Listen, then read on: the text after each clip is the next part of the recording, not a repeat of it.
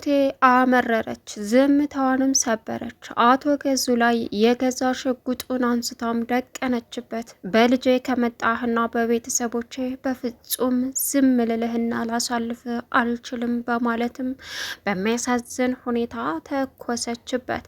አቶ ገዙ እባክሽን ተረጋጊ ቢላትም ልትረጋጋ አልቻለችም። ናቲና ወይዘሮ አለምነሽ እንግዲህ ተገናኙ። ናቲ እናቱን ሲያይ የመጨረሻም ደነገጠ። ይሄ ነገር እውነት ነው ወይ ማለትም ጀመረ። ትሁት አሁን የመጨረሻ ስለተበሳጨች አቶ ገዙ ላይ ሽጉጡን ደቅና ከልጄ ትወጣለህ፣ ከኔም ህይወት ትወጣለህ፣ የገዛ ልጅህን ስታሰቃይ ኑረህ እኔ ላይ ልትመጣ አትችልም በማለትም አልበለዛ ደግሞ ይፋ አውጥቼ ለፖሊስ እናገራለሁ ስትለውም ተረጋጊ እያለ ልመናውን ቀጠለ።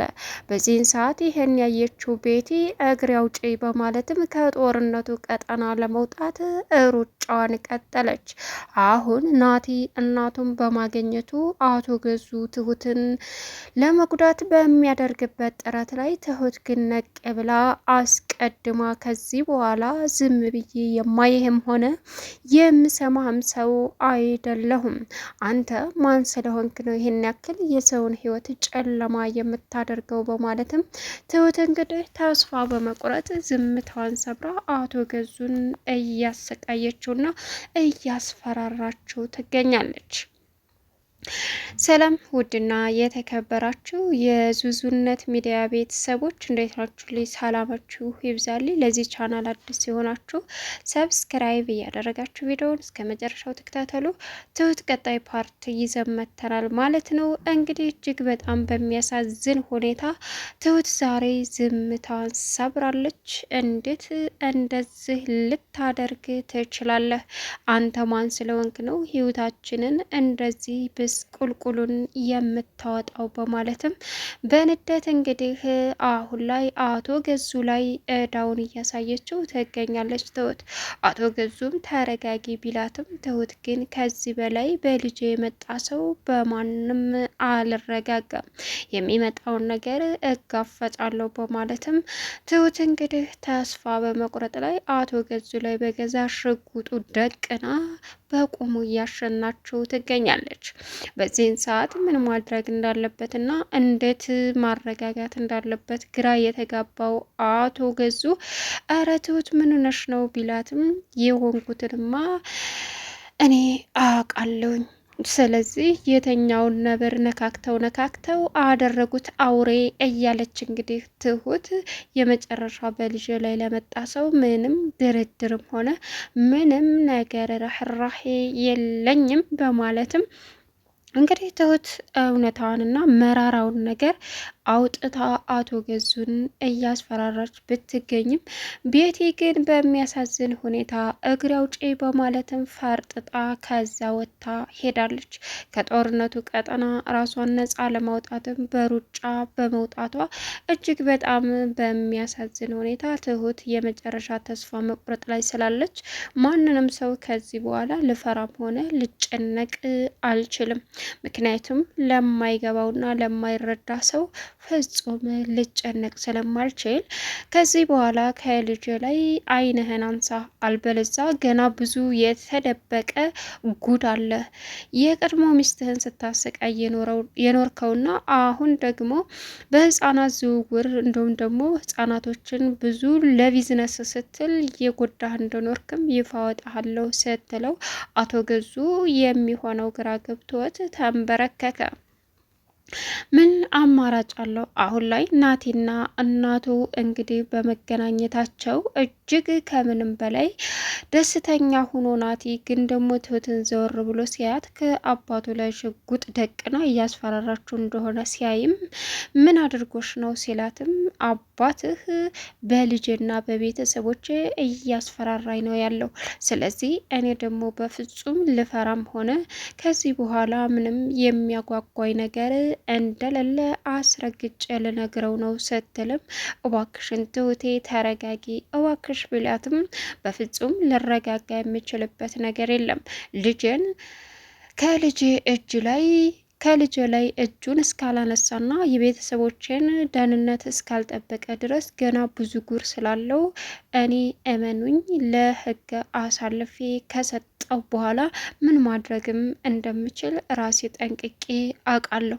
እቺ ደግሞ ሚስት ተብያዋ አረመኔ ከዚህ በኋላ እኔን ከፍ ዝቅ የምታረግበት ምንም ምክንያት የላትም፣ ማንንም አልሰማ በማለት ትሁት እንግዲህ በሚያሳዝንና በተስፋ ቆረጥ ምክንያት አሁን ላይ ሁላቸውንም እዳ ጉዳቸውን አወጣዋለሁ በማለትም እየተናደደች ብትገኝም ናቲም እመኒኝ እኔ ካንቺ ጎን ነኝ፣ አንቺን ከጎንሽ ነኝ፣ ስለዚህ ሁላቸውም ዋጋቸውን ያገኛሉ፣ አንቺ ተረጋጊ ቢላትም በአሁኑ ሰዓት ትሁቴ ልትረጋጋ ስላልቻለች አቶ ገዙን በቁሙ እንግዲህ እያስቦካችውና እያስበጨበጨችው ትገኛለች። አሁን ላይ እንዴት ምን ማድረግ ወደየት መቀጠል እንዳለበት እንኳ ግራ ተጋብቶ ጸጥ ብሎ እያለቃቀሰ እባክሽ ትሁት ተረጋጊ፣ የፈለግሽው ነገር በሙሉ ይሆናል፣ እኔ ግን ማስቀደምን ነው እንጂ የለመርኩት መቀደም አልፈልግም ሲልም ከዛም ከተብላ ስቃ አንተ አረመኔ ማናባክ ስለሆንክ ነው አንተ ሁልጊዜ የምታስቀድመው፣ ማስቀደም ብቻ ሳይሆን መቀደም እንዳለ እንድትለምድ አደርግሃለሁ። ልጅን ነክተህ ከዚህ በኋላ የሚያጓጓኝ ነገር የለም፣ ልጅን አንተ እኮ ነህ።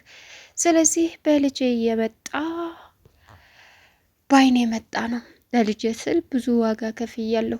ማንም ሰው ልጄን ደካማ ጎኔ እያደረገ ሊያሸማቅቀኝም ሆነ ልጄን ሊያስፈራ አይችልም በማለትም በልጄ ሊያስፈራራኝም የሚችል አንድም አካል የለም፣ ሊያስቆመኝም የሚችል አንድም የለም እያለች እንግዲህ ትሁት ተረጋጊ ብትባልም ግን ደግሞ በፍጹም ልትረጋጋ ያልቻለችበት ምክንያቷ ይሄ ነው ማለት ነው። እንግዲህ ናቲ እናቱን በጉልበት ቢያገኝም አቶ ገዙ ትሁቴን እደፋሻለሁ እያለ ልጅሽን እያለ ቪዲዮ እያሳየ ሲያስፈራራት ስለነበረ አሁን ላይ ልጁ አንቺ ነግረሽው አንቺ ባትነግሪው ኖሮ እናቱ በህይወት እንዳለች አያቅም ነበር፣ ሲቀጥል ደግሞ እዛም ቦታ ደርሶ አይገባም ነበር። ስለዚህ በአንቺ ምክንያት ስለሆነ ልጅሽንና ቤተሰቦችሽን በቅርቡ ጠብቂ፣ ዛሬውኑ ምን እንደሚያጋጥማቸው ሲላት በስተመጨረሻ አንተ ትዕዛዝህን ሳታስተላልፍ በማለትም እንግዲህ በማስፈራራት ላይ ሁሉንም እያሰቃያት ስትገኝ፣ ነገር ግን እሱኑ አንተኑ ሳትቀድማችሁ ደፍቼህ ልጄንና ቤተሰቦችን ነጻ አውጥቼ አንተን እጄን ለፖሊስ እሰጣለሁ፣ ካንተ የባሰ ወንጀል የለብኝም ቅጣትም የለብኝም ስትልም ናቲ አንቺ ብዙ ተስፋ ያለሽና በጣም ጀግና ሴት ስለሆንሽ እሱን ለህጋታል ወንጀሉን አጋልጠን እኔም ተጎንሽ ሆኜ እናቴም የተደረገባትን ግፍ ምን ማድረግ እንዳለብን እንመካከራለን ሲላትም ናቲ ያማል እንዴ ልጄን እኮ አስቀድሞ ሊገልብኝ እየታገለ ነው ያለው አለችው። ምንም አያረጋትም፣ ካልሆነ ግን ወርድ ከራሱ እንደሆነ እሱን አታውቀውም፣ በፍጹም እሱን አታውቀውም፣ አውሬ መሆኑን አታውቅም።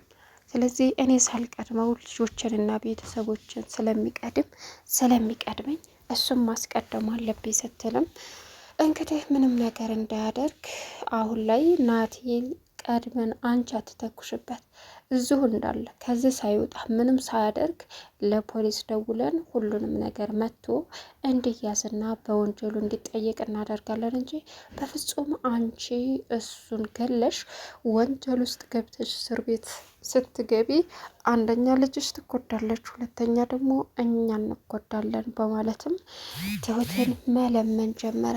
ትሁት በዚህን ሰዓት እሺ በማለትም ተስማማችለት።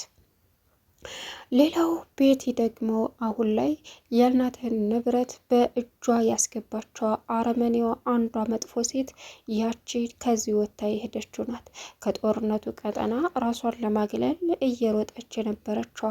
ስለዚህ እናትህንም ስትጨቁን የነበረችዋ አንዷ አካል እሷ ናት። እሷን ደግሞ ዋጋዋን ማግኘት አለባት ስትልም መጀመሪያ የዚህ ወንጀል እሱ ደግሞ ቀስ በቀስ ሁለቱ ምን አይነት አረመኔና መጥፎ ሰዎች እንደሆኑ ህግ አቆላቸው ነጻነታችንን የምናወጅበት ቀንና ይሄንን ሲያካብቱ የነበረ ገንዘብ በሰው ደም የሰበሰቡትን ገንዘብ እኔ ራሴ አንድም ዘለላ ሳይነኩት ወደ እናቴ እንድመጣ አደርገዋለሁ በማለትም ጠየቃት።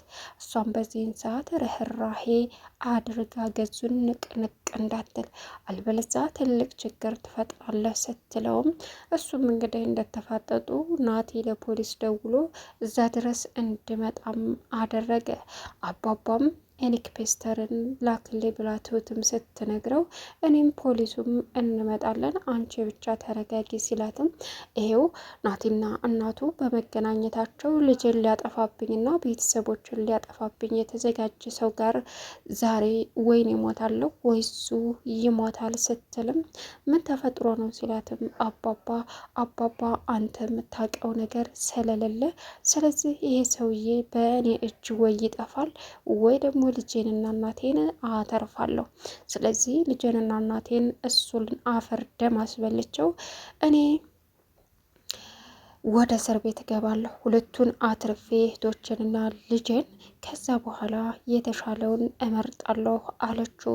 በፍጹም እንዳትሳሳች፣ ማድረግ ያለብንን ነገር እሱ በሰራው ወንጀል ለህግ አካል ተደውሎ ተጠይቆ ዋጋውን ማግኘት አለበት እንጂ አንቺ እንደዚህ አታድርጊ ቢላትም ትሁት ግን በመጨረሻም እንግዲህ ናቲ ከአባባ ጋር በመግባባት አቶ ገዙ በወንጀሉ ይፋ ሆኖ ለህግ አካል ተሰጥቶ እንድጠየቅም አደረገ። በዚህን ሰዓት ትሁቴ እንግዲህ በምታስፈራራበት ህገ ወጥ መሳሪያ ነው በማለትም ሲከራከር ገዙ በፍጹም የራሱ ነው ሰው የሚጨርስበት ብላ አዳፈነችበት። ሰብስክራይብ